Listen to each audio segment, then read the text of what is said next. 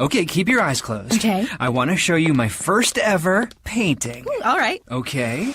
Open your eyes. Oh, that's a lot of colors and shapes. So be honest. What do you think? Well, I like how if you switch to Geico, you could save hundreds of dollars on car insurance. Oh, yeah, that's true. Yeah. Here, why don't I hold your paintbrush while you call them?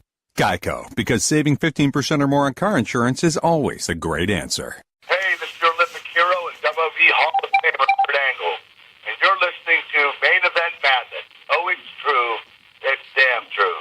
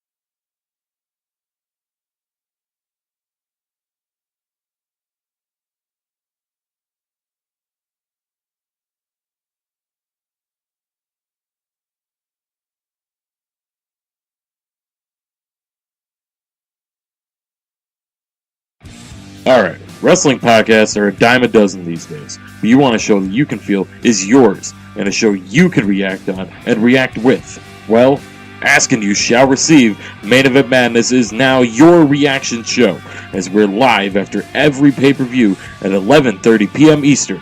blogtalkradio.com/prowrestling.biz and wrestling-news.net are the places to be, as we have new episodes every Sunday.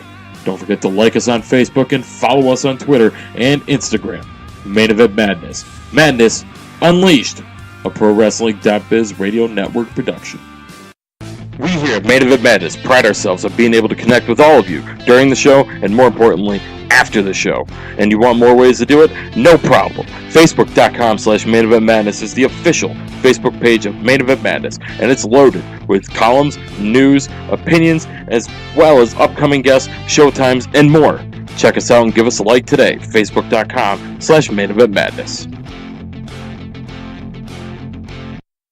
So you're a wrestling fan, and you want news, and you love hearing about different shows. No problem. Wrestling-news.net has you covered with news on all of your favorite promotions, including exclusive you won't find anywhere else. Also, Wayne Daly has you covered with results from shows almost anywhere in the globe. Check them out today. Wrestling-news.net.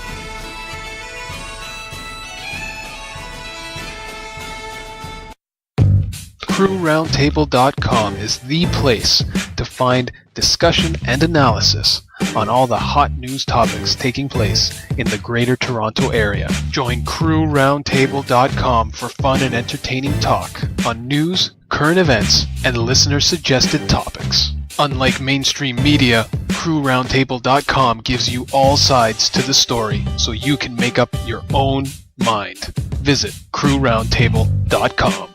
We are joined here with upcoming WWE Hall of Famer Kurt Angle, and he's taking the time to talk to us. Very busy schedule. We really do appreciate your time, Kurt, and thanks again for joining us.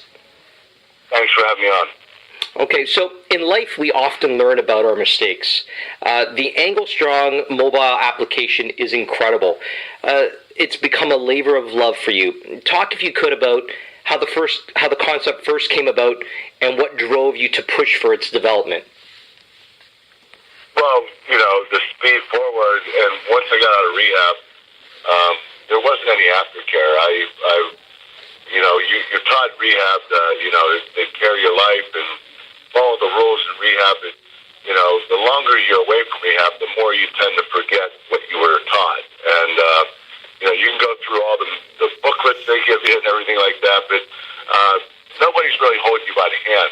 When you are in rehab, they do a tremendous job of taking care of you, make sure that, you're healthy, you're eating right, you're exercising, you're going to classes, you're learning about your addiction and recovery, but afterward, there's nothing but AA meetings if you want to go. It's really difficult if you're working every day, 8 to 12 hours a day. If you have a family, a wife and kids, if you travel throughout the world like I do, there's really nothing for you unless you want to, pay for a psychiatrist or a counselor, which can be pretty pricey. So I wanted to come out with my own app, and I figured this would help people stay in recovery. And it also, having the AngleStrong.com initiative, where you can go there and learn about your addiction, about your recovery. We're going to have AA meetings closest to you, rehab's best suited for you, positive daily messages, workouts, diet, the whole ball of wax. And the app is incredible. It's not my app. I teamed up with a doctor named Dr. Jonas, who's a recovering addict with 30 years. He came out with this app. It's incredible. And, it's HIPAA approved. It's an award-winning app by the government. So it was the perfect timing. We both met, and he needed a face. I needed an app, and we came together and created the Angle Strong app. And it's a really cool concept. I mean, you check in daily. If you don't check in every day, your lifelines, whether it be your family, your loved ones, your sponsor, will be notified. It holds you accountable. And if you do relapse, GPS enabled, so we're going to find you. But our goal is to keep people in recovery and not to relapse. There's a chat portion of the app where you go and talk to other recovering addicts, talk about your story. we want you to talk about your recovery. We want you to talk about your addiction, your past, your life, because it does help. When I do these speeches, to youth, to adults, recovering addicts, people that are addicts, I feel better after I talk about my life story. When I went to rehab, I was told, don't tell anybody you're in rehab. Don't tell anybody about your problems. When you get out, forget it never ever happened.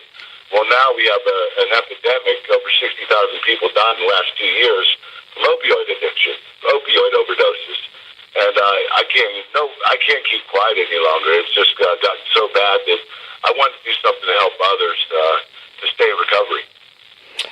I actually have downloaded the app itself, and I do get just a daily email that's sent out. I think it says Flex Strong or Flex Appeal, and to that it tells you just something motivational and something that you can even just connect to, which is great. So I did some research on my own, and I found, even though it's not something that has affected me, I can definitely see the benefits just from an outsider looking in.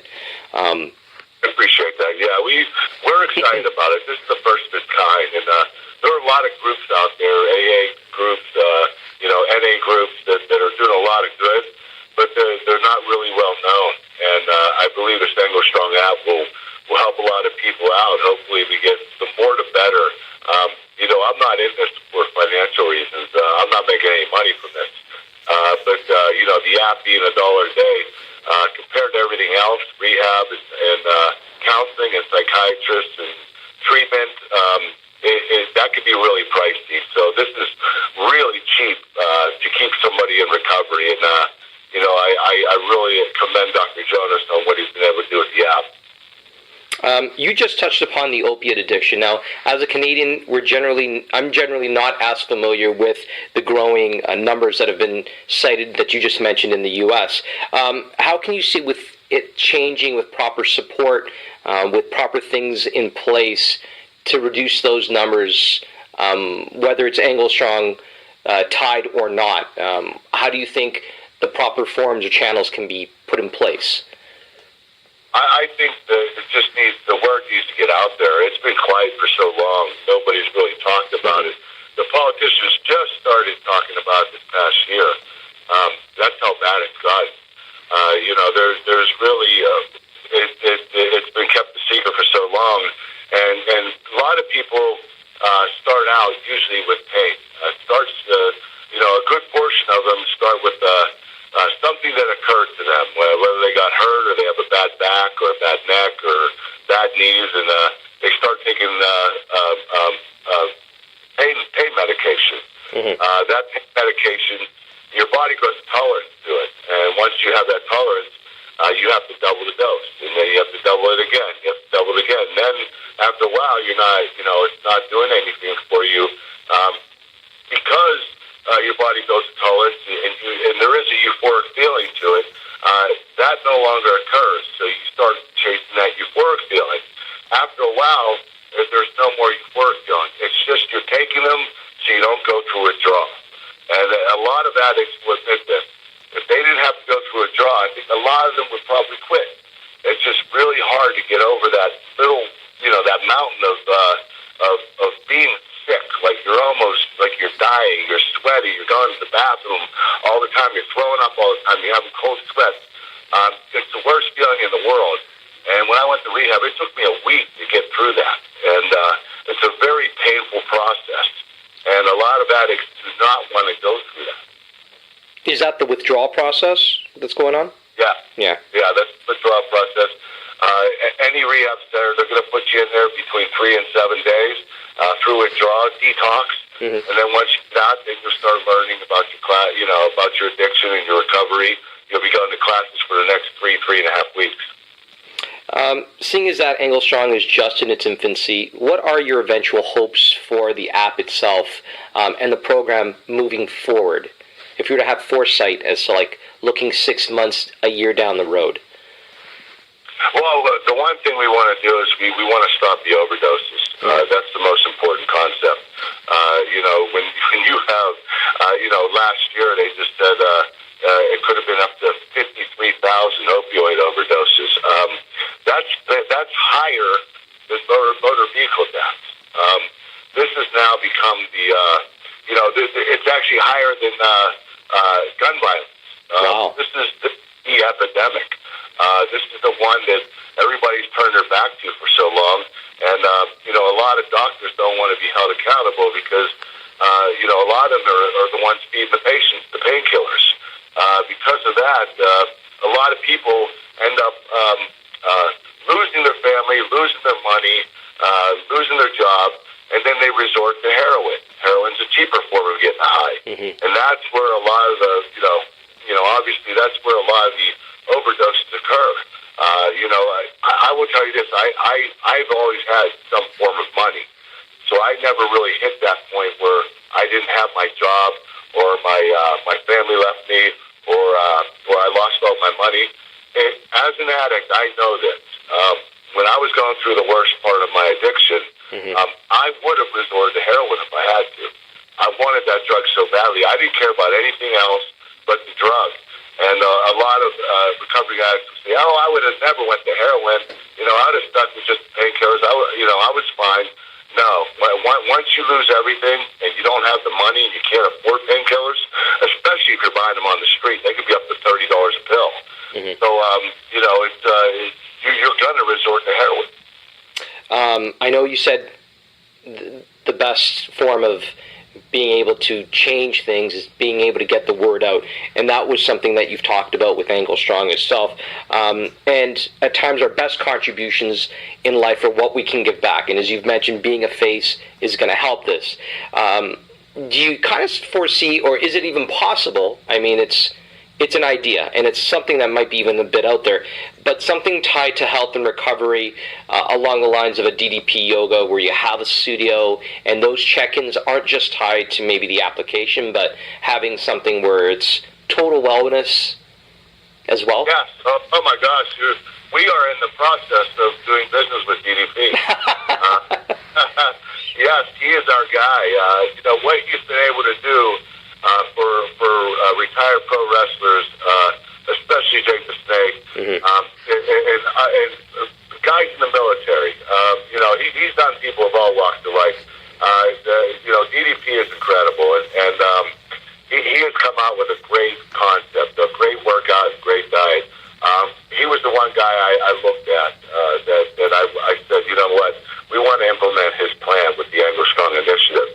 So we're in the process of talking to him, and we're going to work out the details, and eventually we're going to be working with him. I do believe that all addicts need structure. Mm-hmm. If they don't have structure, they're lost. And it has a lot to do with, addicts are compulsive. Okay, they can't just do something at a normal rate. I want a gold medal because I'm compulsive.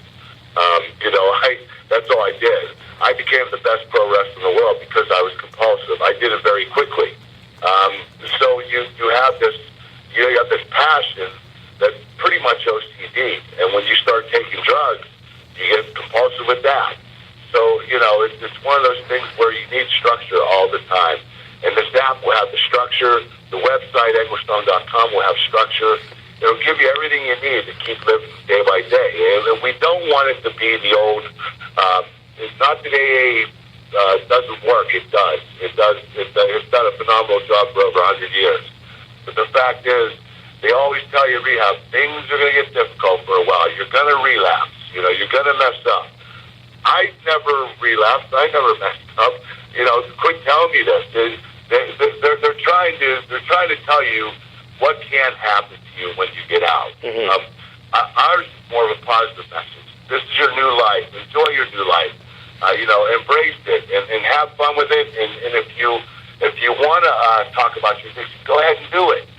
For so many years, I've been told not to talk about it and to keep it quiet, and that it's taboo.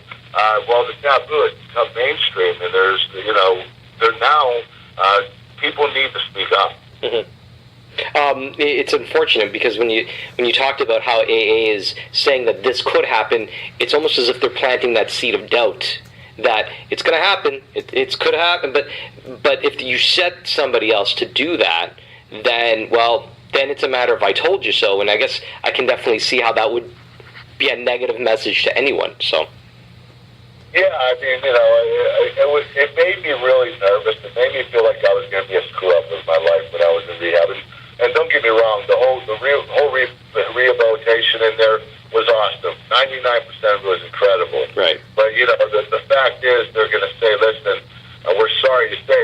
93% of all addicts relapse. Okay, that's great. I'm glad you told me.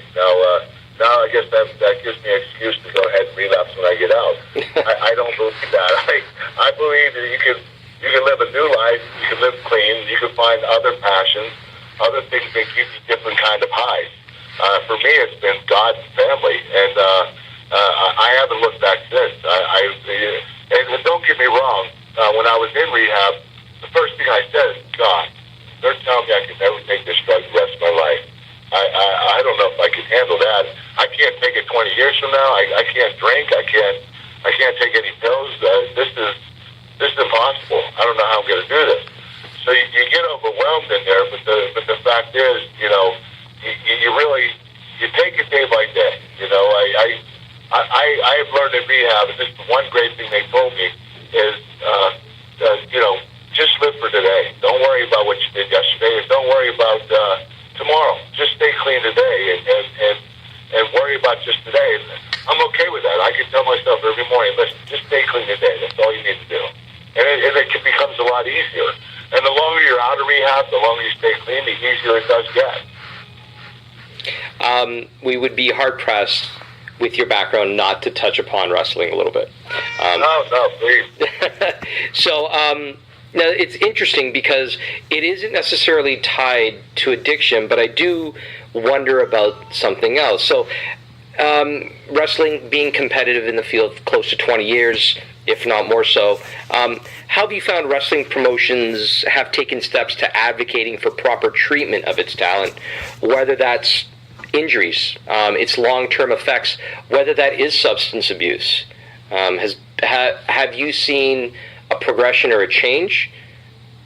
Oh gosh, yeah.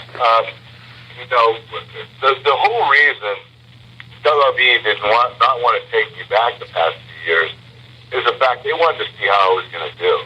When I got out of rehab, I made it apparent I wanted to go back. And they were like, well, first of all, this guy ruined his reputation. He had 4 DUIs in 5 years. He's been in trouble so much. We don't know how his neck is. We don't know if he's still taking medication. He could have relapsed. He could be a druggie right now. And I understood that. And I understood it was going to be a process. It was going to take a while. The WWE has done an incredible job on both their drug policy and the wellness policy. For one, their drug policy, very few of their athletes take any type of drug. And if they do, they get suspended or fired. Every once in a while you hear about one that gets caught. They're all getting drug tested. So, it just goes to show you how well they have gone, how well they have done, how far they have gone with their drug policy. 99% of our athletes have stayed clean. That wasn't happening 20, 25 years ago. No, agreed. But they didn't have the drug policy back then. Another thing is, Daniel Bryan had the same neck injury as me. I wrestled at WrestleMania after I was diagnosed with a broken neck in WrestleMania 19. Daniel Bryan can't even get back. That shows you the kind of wellness policy that they have now for their athletes. They have put the athletes first and said, listen, we're sorry, but if you don't pass the physical, and if you're not ready to wrestle, and a doctor, one of our doctors, not a doctor off the street that, because what I did back then in WrestleMania 19 is I talked my doctor into clearance. Now you can't do that. They have great doctors there, Dr. Maroon, Dr. Black. They do the drug policies and the wellness policies. They are going to have to clear you. So WWE has done an incredible job of making it very difficult for any athlete that's subpar, that's not ready to return or cannot return, to come back. For me, I have not taken the wellness. I haven't taken the physical. If I do, I'd imagine I would pass. But, the fact is, they just wanted me for the Hall of Fame strictly, and they would talk to me afterward, and that's all the word I've got. So I'm okay with that. I mean, if the Hall of Fame is the last thing I do, I'm cool with that. If they do decide to work with me and do some more, ambassador role or GM role or coach or manager role or even wrestling, I'd be willing to do that. I've always wanted to finish my career in the WWE, and at the very least, I have the Hall of Fame to look forward to. Well said. So anyone that is hearing, it's right now been listed. There's nothing confirmed for Kurt Angle after the Hall of Fame because rumors tend just to float. So unless there's actually proof of it after, you'll see after. Beforehand, we can speculate all we want. Yes, you can. There have been a lot of speculation. Wrestling has a tendency, now you've seen the business side of it, you've been in the ring, you've been part of more than one facet. Wrestling has a tendency of being circular in nature. How have major wrestling promotions, you've been part of two in particular, come around the last decade to showcase talent that were relatively unknown and say on the independent scene and brought to the forefront? Well, there have been a lot of talent that have come through, and I especially think that right now, at this point in time, there is more talent than I've ever seen in the business.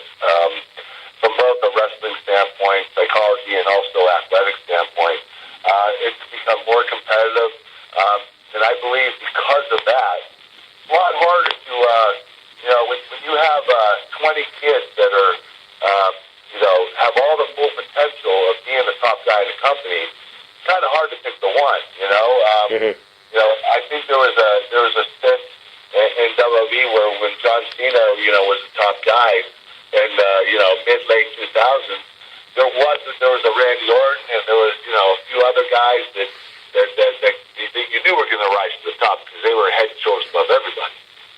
That's not occurring anymore. There's just so many guys that are so close, competitively, especially when, WWE has brought a lot of other talent from other promotions over, like an AJ Styles, Samoa Joe, Bobby Roode, Eric Young, on top of their talent and the NXT talent, and they're going to the UK to get talent. It's just become overwhelming. Like, which of these guys are you going to pick, and which ones are going to be your top guys? It's made it a lot more difficult for the WWE to pick who they want in that position. A lot of people say, well, it's not like it was in the Attitude Era. There were so many great guys. I think because we had a lot more leeway. We had a lot more to be a different type of character. We had a porn star, for Christ's sake. We had a pimp, Godfather, Viva Venus. It was just more broad. It was easier to hit all different demographics. Now in the PG era, it's really difficult to separate these talents and say, well, this guy is this and that guy is that.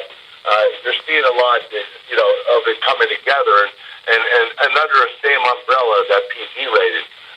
For a merchandise standpoint, it's awesome. I mean, because you're marketing the kids. But from a creative standpoint, it gets a little more difficult. It would be really simple to talk about TNA and the WWE, but in now the Western world, the rising popularity of New Japan Pro Wrestling continues to grow. Discuss, if you could, your experiences there and any moments you may have that are close to you from your time competing for them. Oh, I had an incredible time competing in New Japan. Going over there and wrestling with guys like Tanahashi and Nakamura. My favorite, Yuji Nagata. If you didn't see that match, you have to watch it. When you go over there and you wrestle a talent for the first time ever, you never met him before, never tied up with him, and you're going to work with him that night, and it turns out to be 4 or 5 stars.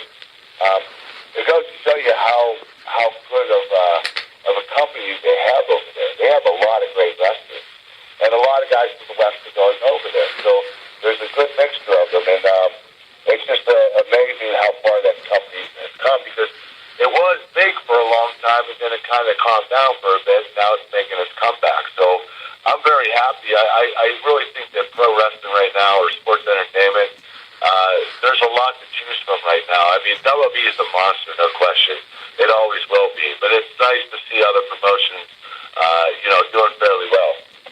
Well, I had a chance to once speak to Steve Corino, and he had said, yes, WWE is the be-all and end-all and is the biggest promotion in the world, but it doesn't mean that there aren't different tastes for different people and different promotions that can still appeal to you, and you don't have to feel tied to one.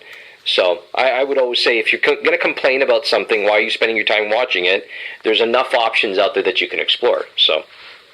Yeah, I agree with you, but, when it comes down to it, I think every wrestler aspires to be in the WWE. Why would they? Agreed. The problem is, for a lot of them, the problem is the structure, the grind, performing so many days a year. It's also being at the arena for 12 hours every single day. A lot of talent might not take that at the time because they like the more relaxed atmosphere of the other,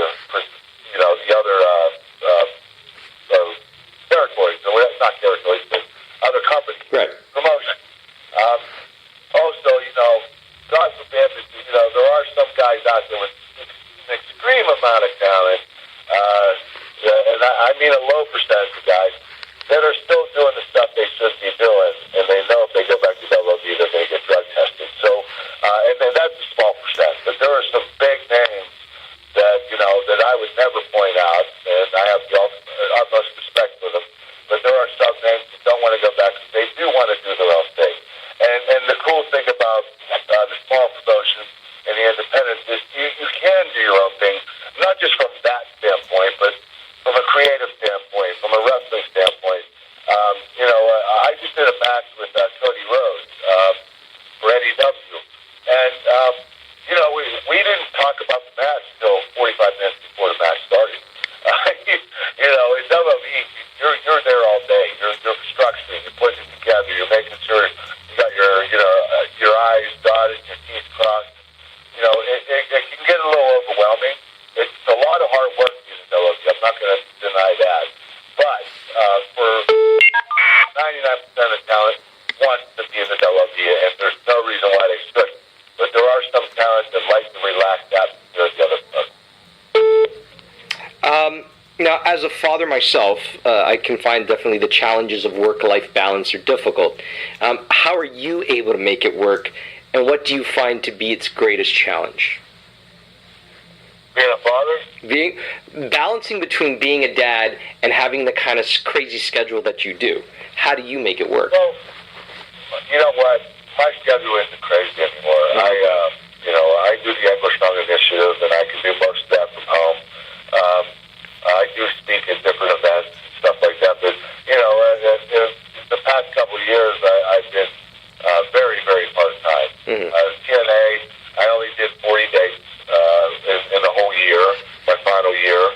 The year before that, I did about 80. I wasn't extremely busy where I was traveling so much. And it allowed me to, last year, I only did 8 matches for different indie promotions. So I spent a lot of time at home. I really enjoyed it. It's really hard for me to leave home because I love being a father, and I love being a husband, and I love being with my family. So I could never go back to that grind again. And I don't think WWE would want me to.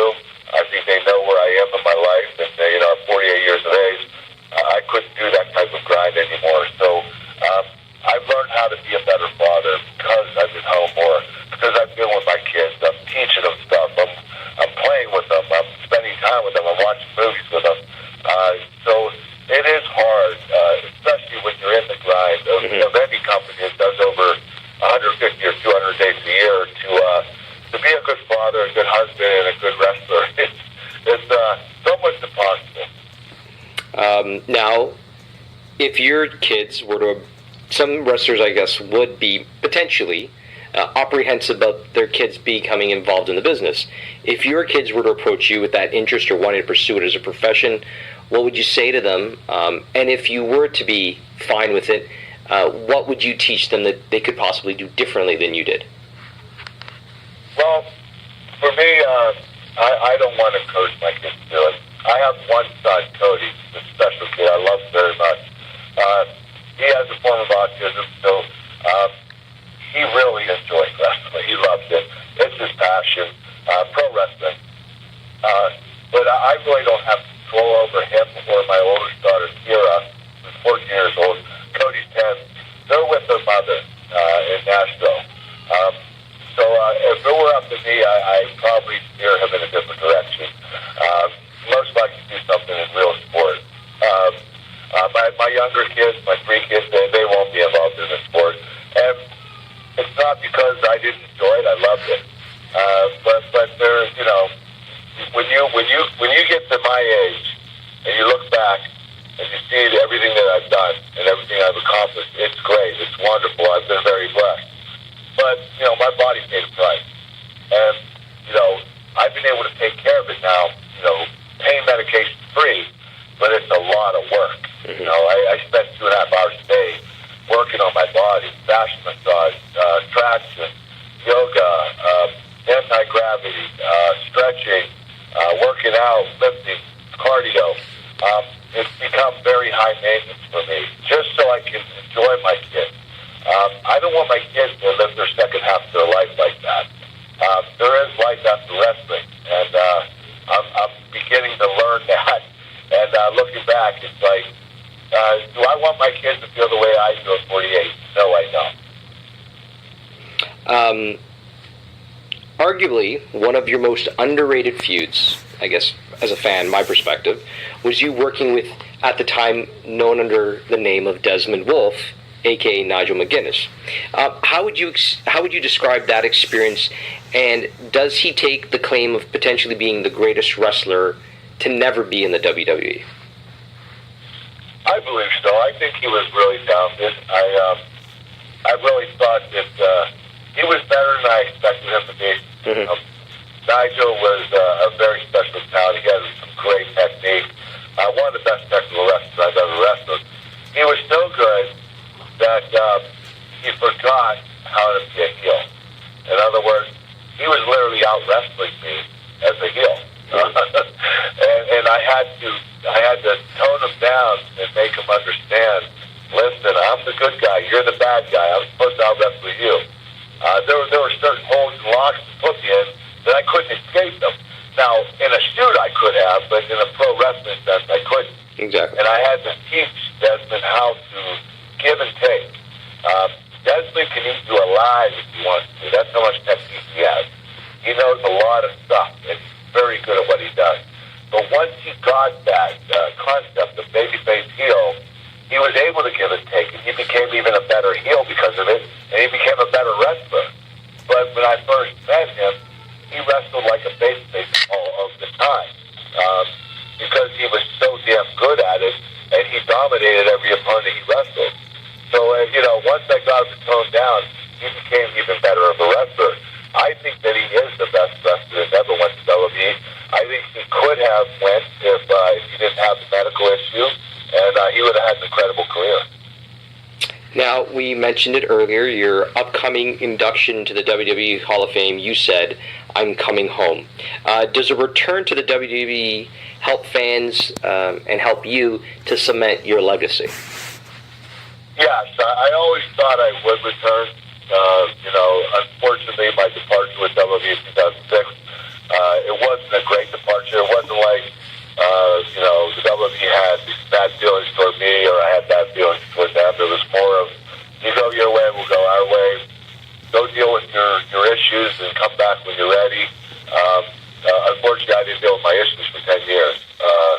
And the WWE also strongly suggested I go to rehab right when I quit, and I did. So there were a lot of harsh feelings toward WWE, but they were all my own doing. If I didn't get caught up in painkillers, if I didn't get injured so much and rush back, talk my doctors into clearing me and re-injuring my neck, I would have probably stayed with WWE for another 10 years. So it was more of my own fault. The hardest part was going back and meeting with Vince and apologizing to him and taking, you know, I had to own up to what I did. It wasn't like difficult. It was just hard to go back to a guy that I had such a great relationship with, and I kind of foiled it and go back and say, hey, I know I messed up, and you know, is there a way that you can forgive me, even if I can't wrestle anymore? At least you know, let me come back and do one thing with you guys and make the WWE Universe happy for the career I gave you. Before I could even say a word, he hugged me. And I couldn't believe it. I had tears in my eyes. It was like, the prodigal son coming home to his father and, asking for forgiveness. It was the fact that I didn't even have to ask for forgiveness. Vince already forgave me. I thought that was really cool. I met with Triple H first. We talked for about an hour. Talked about wrestling, WWE, NXT, the UK wrestlers. And then I went to Vince, and he hugged me, and he sat down. And we didn't even talk about wrestling. We talked about my kids. We talked about his family. We just talked about,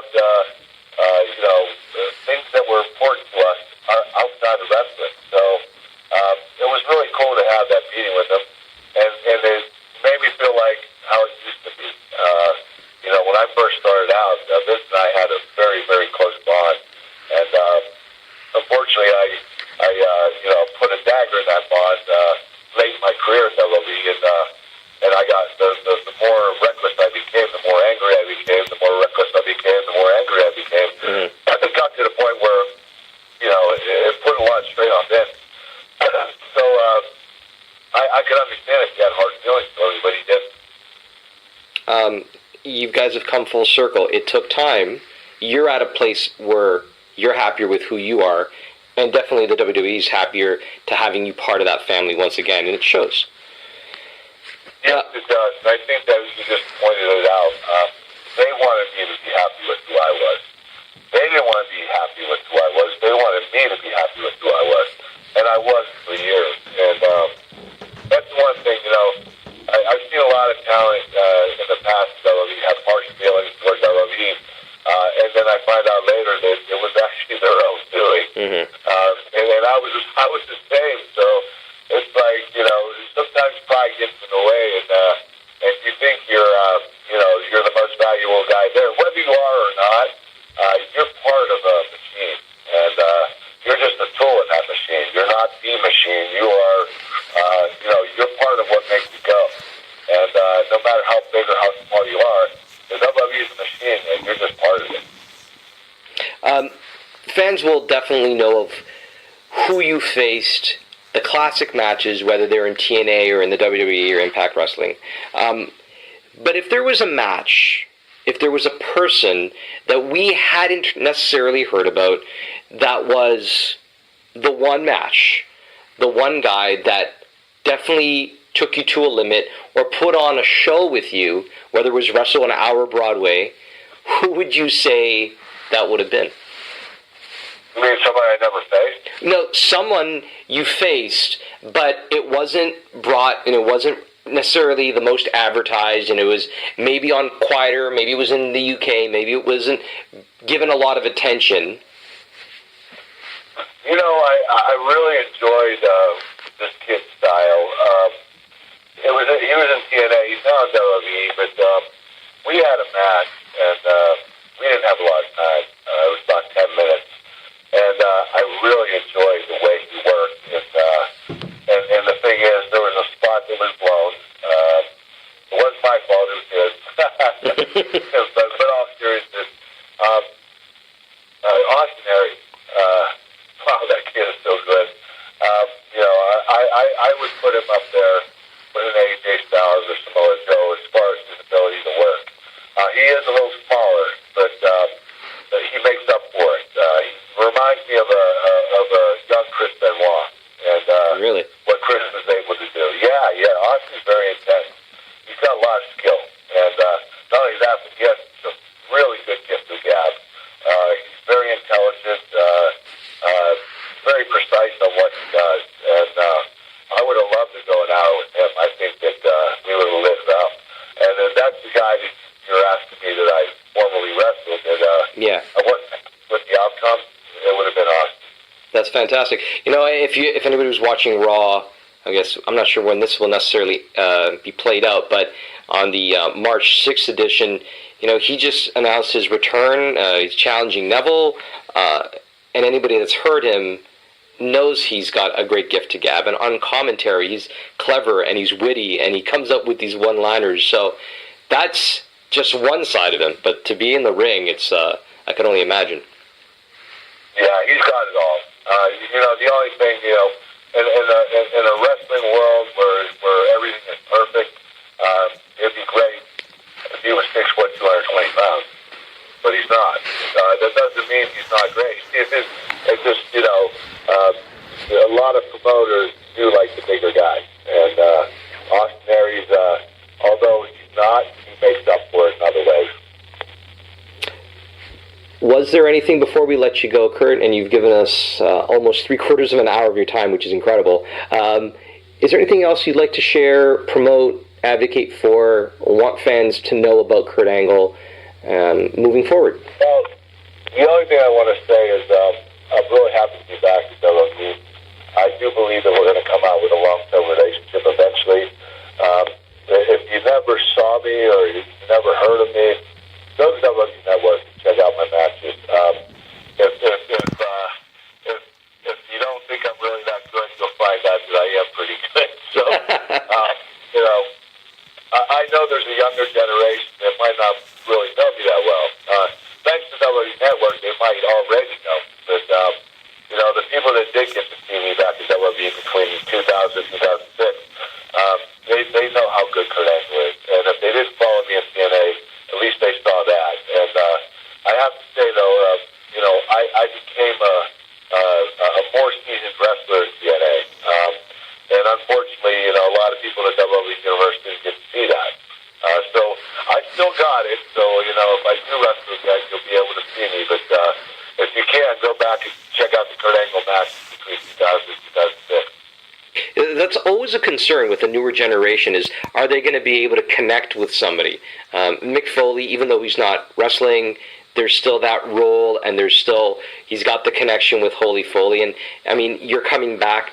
There are fans that are longtime fans that connect to that, but I guess I could definitely see how that'd be a concern. Are people going to get it when it comes to Kurt Angle and how funny he can be and how dark he can be, and yet how seasoned he can be when it comes to the ring? So, yeah, hopefully they'll find that out. Hopefully I'll be wrestling again. You never know. Definitely. We'd like to thank you once again, Kurt, for Mark Madison and Main Event Madness. This was your Olympic gold medalist and current upcoming WWE Hall of Famer, Kurt Angle. Thanks, Mark. Take care, man. You too. Hangman is coming down from the gallows, and I don't have very long.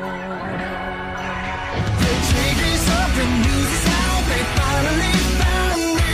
The renegade who had it made, retreat for a bounty.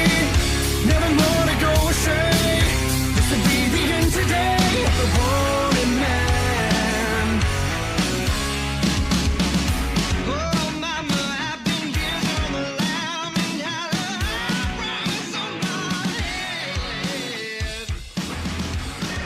All right, guys, we are back here on Main Event Madness Radio, and right now you are listening to Renegade, the official single from the band Shallow Side. You can check them out on Facebook and Twitter at Shallow Side Band. Again, this is their single Renegade. You guys check them out on iTunes, Spotify, YouTube, wherever you get, hopefully, your music legally from. Check them out, support the band. They do a great job. And thank you again to Shallow Side for allowing us to use Rebel and Renegade as the official theme songs of Main Event Madness for the last 6 months, year or so, almost now? Yeah, good 6 to 9 months, I'd say. Yeah, about that. It's been great to work with them. And I want to give a shout-out to Mark Madison, Mike Holland, and Brandon Lasher, guys who are going to make it tonight. Thank you for working with us, for working with me the last couple of years. What I'm basically getting at is I don't know if and when. I don't know for certain if the show will come back. I'm fairly confident it will. But I do need to take some time for myself, recharge some batteries, reassess some things, and we'll go from there. But thank you to those gentlemen. Thank you to Greg DeMarco of ProWrestling.biz and the .biz Radio Network for allowing us to air these last few months on his network, and I appreciate the invitation when I'm ready to come back. Greatly appreciate that. best of luck to Greg DeMarco and his team over there at the .biz Radio Network on ProWrestling.biz. Evan Ginsberg of the Evan Ginsberg Show on Village Connection Radio. You can check him out every Saturday morning, or Sunday morning, I believe it is now. Sunday morning, I'm sorry. And I know I'm missing some other people. I hope I do come back. I'm pretty sure I will. But I've said this to people, and I know I'm peeling the curtain back a bit.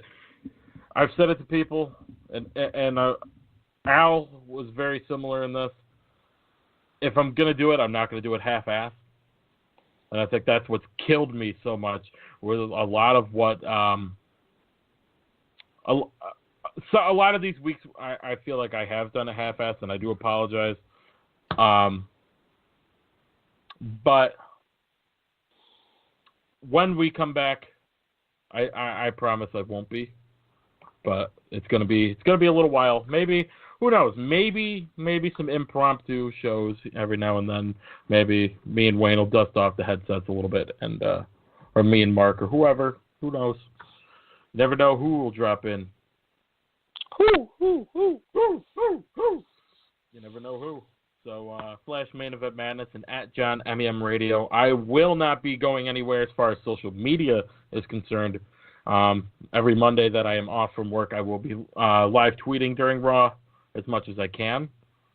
So you guys will still be able to connect with me. I'm going to try to get some more traffic, some more stuff on Facebook.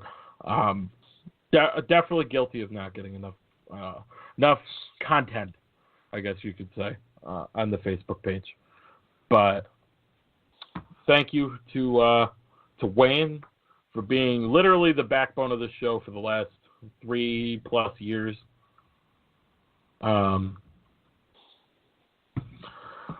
Like I said, most likely it will be when, but if we don't come back, thank you to all of you. Over 275,000 of you have listened to this show. It's humbling to hear a number like that. But any thoughts, Wayne? Before you even wrap, it's a big thank you to you for having the passion to do this. Oh, before we leave. In that case, for Wayne Daly, Alfonso Merriman, the former host of this show, Mark Madison, Mike Holland, Brandon Lasher, Hank McGowan, Evan Ginsberg, I am John Curry. Thank you. Thank you for tuning in these few years, guys. Appreciate it. Hope to see you guys soon and be able to do this more and all over again, guys. Be good, be safe, Lord willing. You guys will catch us back here at some point. Have a good one. Have a great rest of your Easter, guys. A lot of people are on the tail end of spring break. If you're on it, enjoy it. I know a lot of the schools around here are. That's really all I got, guys. Till next time. See ya. Peace.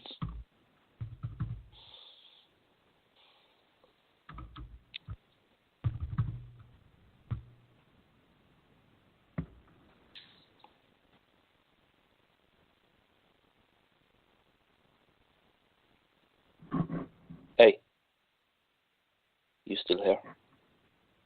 The show's over. The season's ended. We'll see you when we let you know. Goodbye, everybody. Bye. Okay, Kevin, for the grand prize of $1 million. What color is the White House? I know this.